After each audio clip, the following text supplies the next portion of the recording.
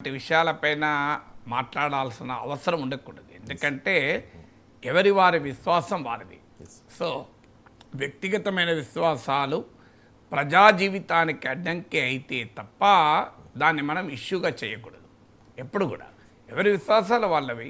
భార్యాభర్తల సంబంధాలు వారి ఇష్టం. అది ఆమె క్రైస్తవురాలైతే కావచ్చు, భర్త కొరకు ఆమె ఆ నిర్ణయం తీసుకోవచ్చు, లేదా ఆమె కూడా నమ్మవచ్చు. హిందూ ధర్మంలో నేరమేం కాదు, వేరే నమ్మకూడదు రాకూడదని ఏం లేదు కదా.